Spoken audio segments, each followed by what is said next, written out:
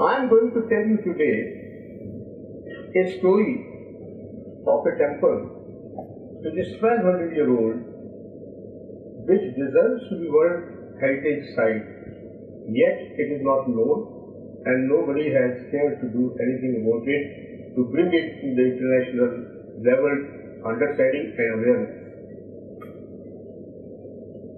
The story started because there is a woman behind this story which I wrote, and that woman happened to be my wife.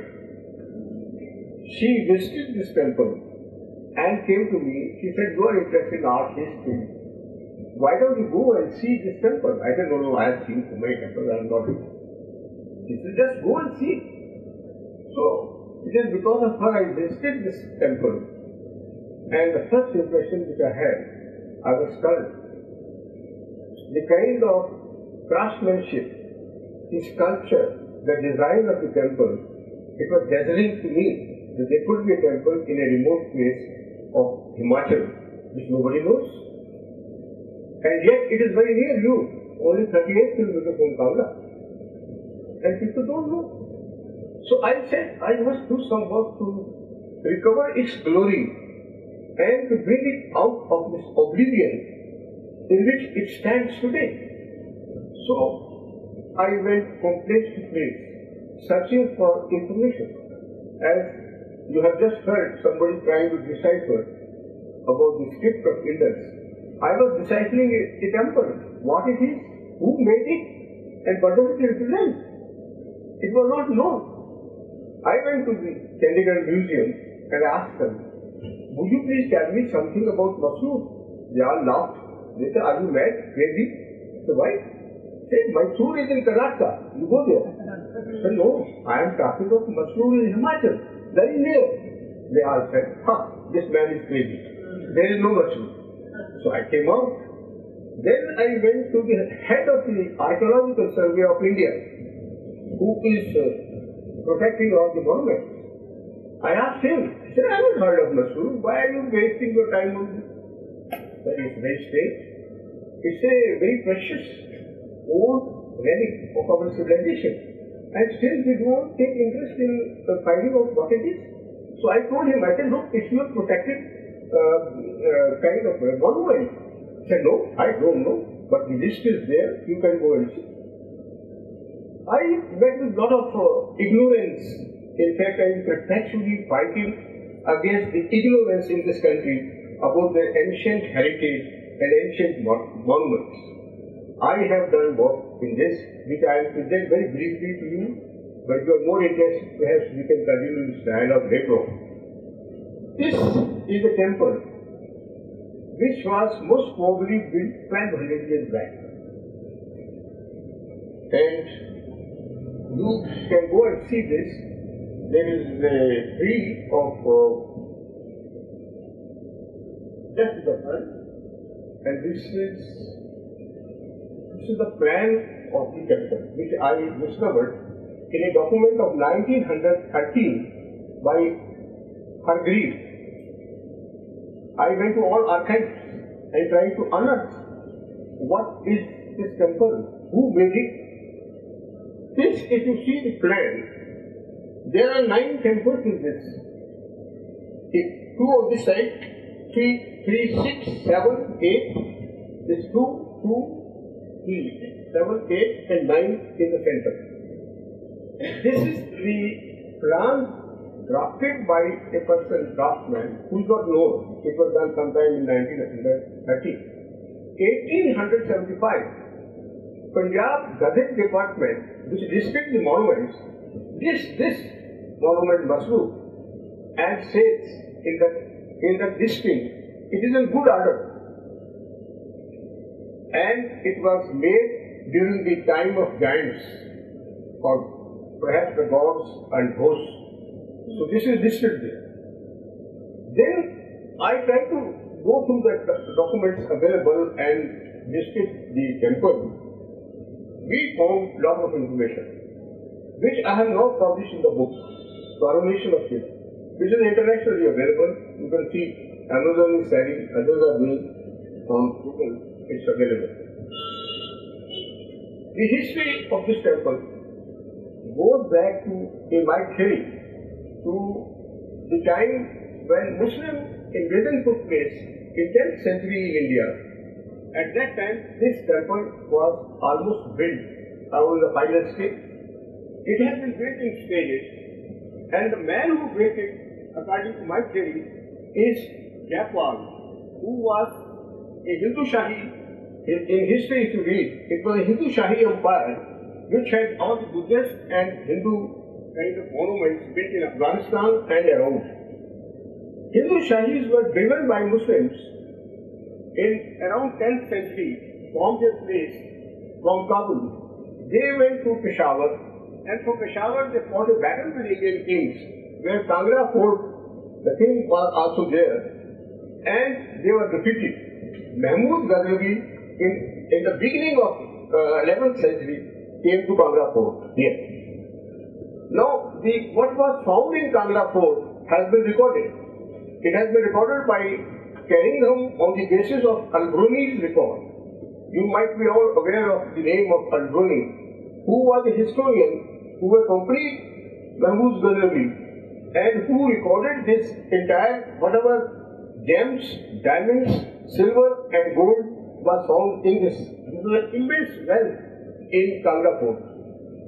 That's why Mahmud Ghaznavi came right after defeating Indian kings to straight to Kangra Fort, and he looted it. After the plunder, he went away. Now, my theory is, as Carringham has also mentioned, that Hindu Shahi's genealogical tables, their silver coins, have been found in Kangra Fort, have been found in Punjab. Since a lot of wealth was available, since they had a presence and they were ruling this area, they are the people who constructed this temple. Now, we will go by one to construct this theory further, but this is a theory which I am giving, it was not given earlier. Earlier it was believed that it's not known who has constructed and built this temple. Only one apostle has mentioned that Yashovarman, in the times when Hyun Sang visited this place and he went up to Kulu, he was the king and he might have constructed it. But that's not with any much more information or data. I'll present you more data on this. Let's now see this. This is Angkor Wat of Cambodia. I found it's a great similarity between the design of this temple and temple which we have in Masroor. I call it unique architecture in the world.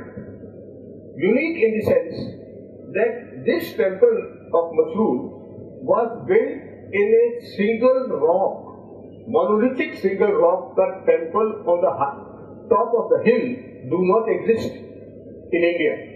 It's the only temple. Other three temples, single rock cut temples are in Ellora, Kailasha, then in Mamalapuram in south, one is in Dhamnar. They are in pit or on the surface, but no one has dared to construct or build a designed temple on the top of the hill. This was a unique temple which exists in India, and yet we internationally do not know why it is being ignored.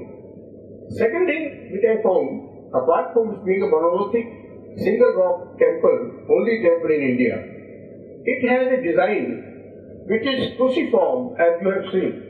It's not like Hindu temple design, which is more a square and not like a cross.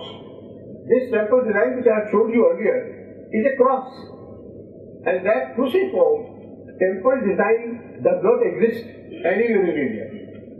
So unique design, unique architecture that exists and that can be seen in this temple in Masroor. Now, this had a resemblance to Angkor Wat. Even Hermann Goetz, the great art historian, and also some American professor, Meister, has mentioned in the Art and Archaeological History magazine in US that it has a resemblance to Angkor Wat. So this Angkor Wat came 400 years later. This had come much earlier than Angkor Wat.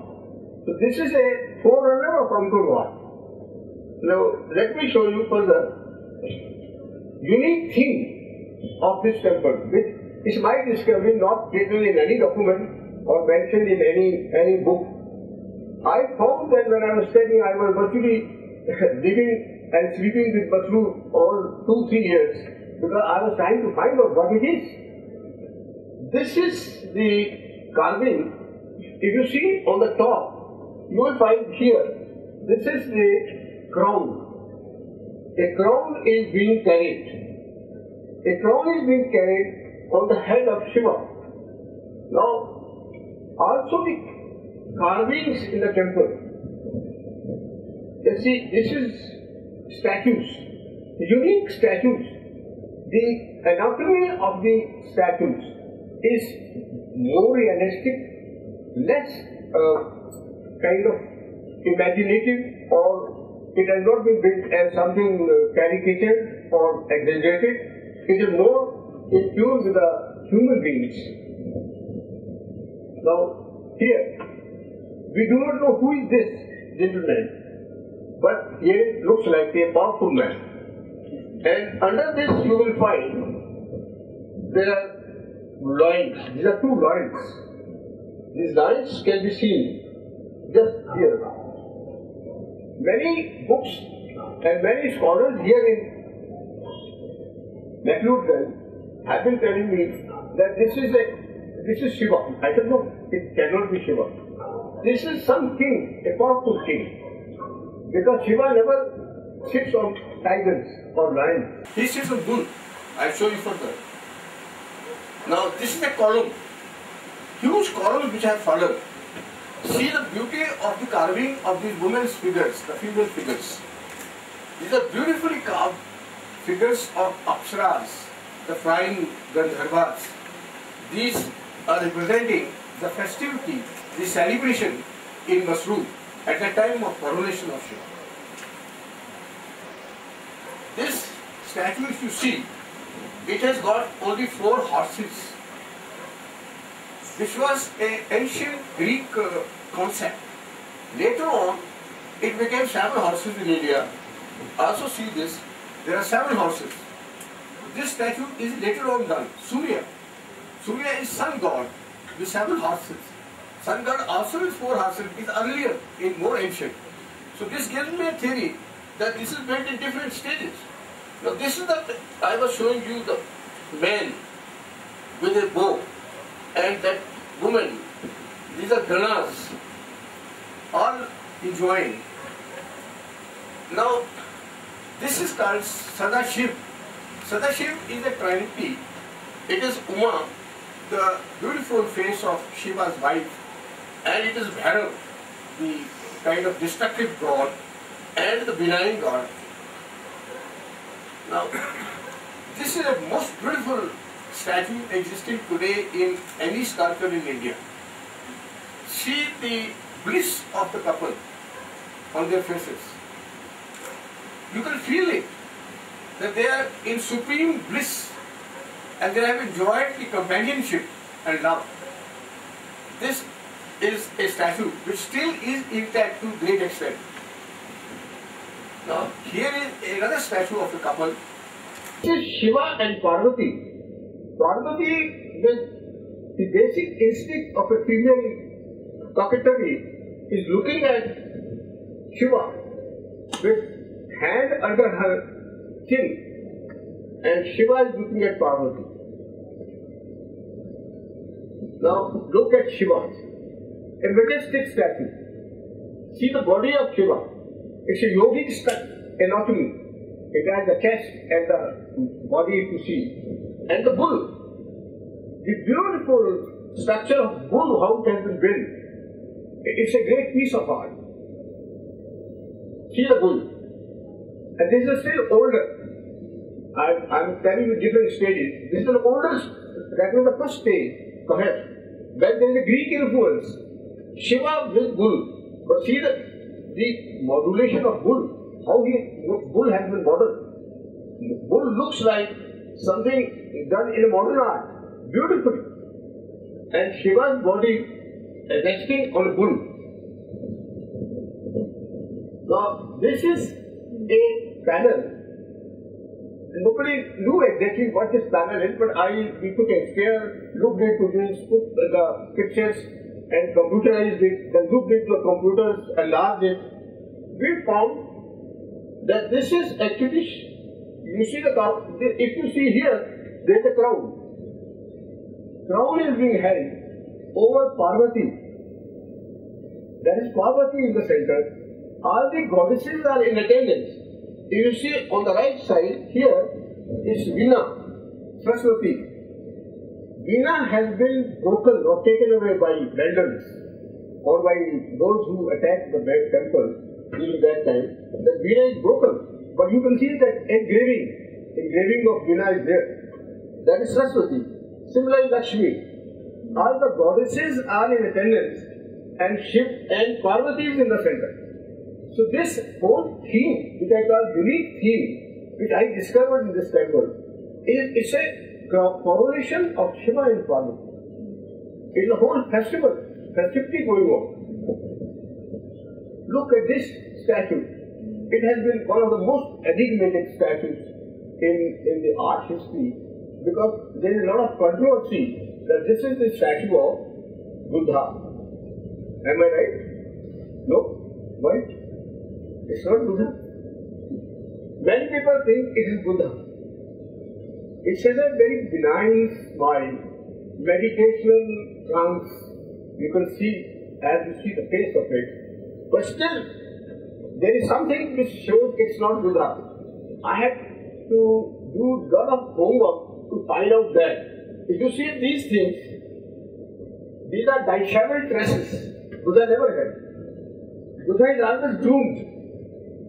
His hair are now disheveled and open. He doesn't have Buddha. No statue has been made like this. So this is Shiva. Shiva is another god which is Kalyanakari. This is that it benefits people, everyone. It gives welfare, gives good things also to life. So Shiva in benign meditation. Here is Kartikeya. Now all those are broken faces. It was a problem to discover who is who. So we made use of a primer of the beacons of gods. Every Hindu god has a beacon. They are riding on either a swan or a rat like Ganesha or bull like Shiva. So every Hindu god has a beacon, has a transport available to him. So here is a peacock. It is Kartikeya. And you find here, we had a lot of problem about finding out, identifying the sculpture. But if you see, there is a swan like this. Do you see in the head of this swan? There is a swan. This is a Saraswati. And here is a beautiful statue of Masroor, a courtesan with a musical instrument. Very beautifully carved piece, but weather beaten. It's weather taking its toll on the romance and beauty of this woman. This is a thing which I showed you. Again, this is lost, but it's a female form. These are again female forms, different. There are gods also, Varas and others. They are all dressed in festival.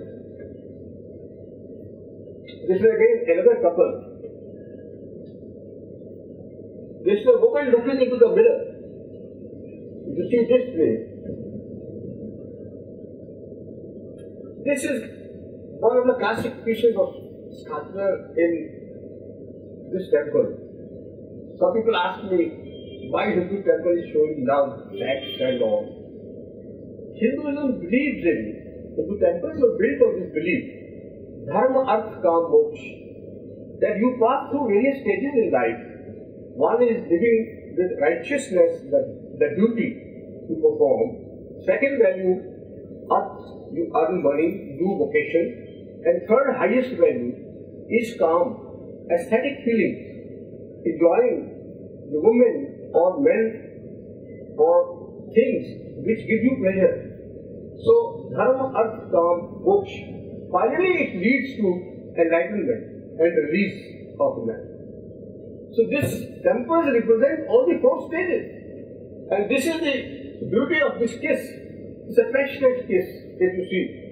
Those of you who are interested in art would know that Rodin, the famous sculptor, has made kiss, which is today shown as a kind of a symbol of kissing in the whole world. The man and the woman kissing each other. It's made by Rodin. Now, it was reminding me of Rodin's, but it is a different texture, in a different style. Here, the woman and men, woman is so much in love that this is a passionate kiss. He goes there, rekindling or kindling the passion within you. It is kindling passion everywhere. So, I take you further. This is the last. I could end upon this, but there are a lot more things to say about it. If you are interested, read my book, or even in the internet, you can have a correspondence on this. I have interested people who would like to promote this. In fact, I told some travel people, you organize tours, not of normal, these tourist guides and all, by professors of eminence. I am prepared to lead one group of really intellectual scholars who are interested in knowing the history and the background of this temple, not just going and showing some story. This is the last. My book yielded this result, that first time in the history of India and Himachal Pradesh, this temple was lighted. I suggested to the Chief Minister and all, present when I was presenting this in the conference in Dharamshala itself, that there should be a Masroor festival where people should come and celebrate. It is celebration of Shiva, and that should promote this temple to the world. So they organized. It was not today, perhaps it could have been, and it will be still better next time. The entire temple complex was lighted, and that is the achievement of writing the book and bringing it back to the knowledge of the people which had been lost. Thank you very much.